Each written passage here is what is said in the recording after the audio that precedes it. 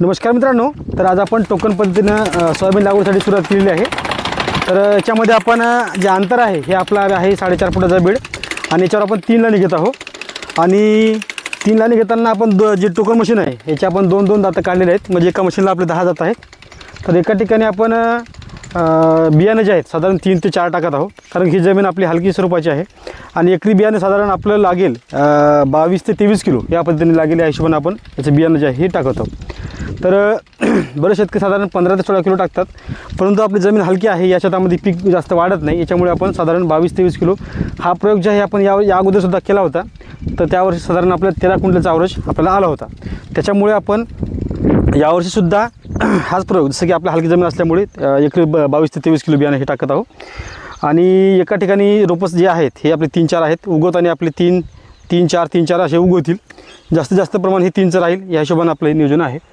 आणि तणाचं नियोजन कसं करायचं तर मित्रांनो, तुम्हाला दिसत असेल आता याच्यामध्ये तणसुद्धा उगवलेलं आहे। थोडं कॅमेरासमोर घे, बघू शकता। आता शेतामध्ये आपल्या या अगोदर आपला मका होता याच्यामध्ये, आणि मका भरपूर मोठ्या प्रमाणात त्याच्यामध्ये उगवलेला आहे। तर याच्यामध्ये आपण लागवडीनंतर 48 तासाच्या आत याच्यामध्ये आपण स्ट्रॉंग आर्म घेणार आहोत। तर स्ट्रॉंग आर्म जे 12 ग्रामची पुडी आहे हे आपण एका एकरासाठी वापरतो।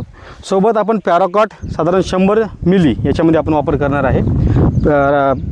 दोन्हीचं कॉम्बिनेशनमध्ये या बियाणाला काय धक्का होईल का तर मित्रांनो, अजिबात धक्का होत नाही। साधारण तुम्ही पॅराकॉट 100 जरी मिली वापरलं किंवा मग 110-120 जरी वापरलं तर त्याचं उगवणीवर कोणताही परिणाम होत नाही।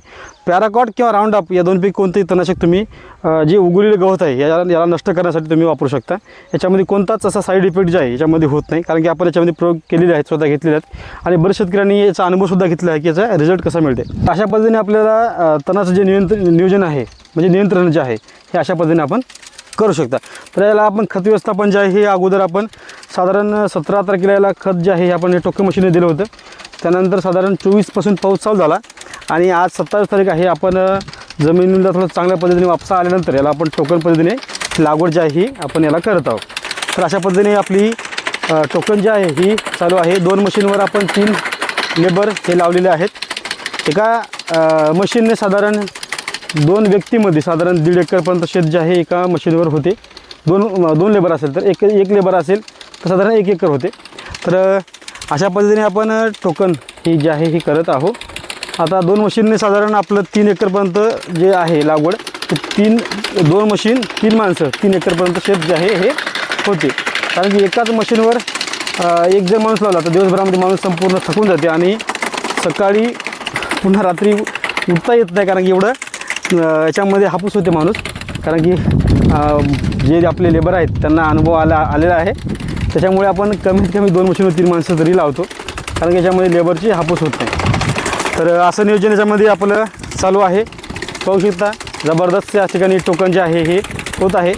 बऱ्याच शेतकऱ्यांना अशीसुद्धा अडचण यावर्षी गेलेली असेल, ती म्हणजे टोकन मशीनला माती जास्त चिपकणे।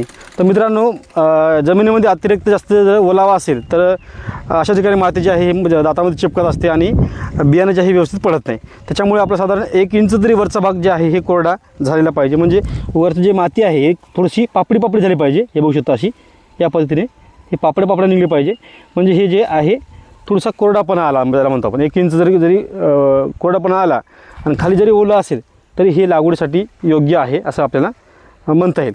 बरेच शेतकरी एकदम ओल्यामध्ये करतात, माती संपूर्ण दाताला चिपकते, अशामध्ये तुमची सोयाबीनची लागवड आहे व्यवस्थित होत नाही आणि त्याच्यामध्ये बीसुद्धा व्यवस्थित पडत नाही। त्यामुळे अशा तुम्ही गलती करू नका। काय गोष्टी तुम्हाला काळजी घ्यावी लागतील।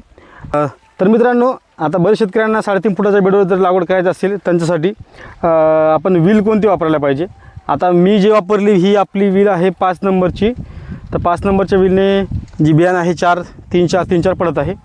जर आपण 3.5 फुटाच्या बेडवर साधारण 15 ते 16 किलो बियाणं पडायचं असेल तर आपण 4 नंबरची व्हील वापरू शकता। मशीन आहे आपली पॅडक्रॉपची। एका एकरला आपल्याला बियाणं किती पाडायचं, जर मित्रांनो आपली जमीन मध्यम स्वरूपाची असेल साधारण आपण 18 ते 20 किलोपर्यंत बियाणे हे पाडू शकता। जमीन आपली थोडीशी भारी असेल तर साधारण आपण 15 ते 16 किलोसुद्धा बियाणं पाडू शकता। तर साधारण तुम्ही 3.5 फुटाचा बेड मारला असेल आणि तुम्हाला 2 लाईनी घ्यायचा असेल, मशीनचे दाता काढले नसेल तुम्ही तर तुम्हाला 4 नंबरची व्हील वापरायची आहे। जर तुम्ही मशीनचे दाता 2 किंवा 3 काढले असतील तर तुम्हाला 5 नंबरची व्हील वापरायची आहे।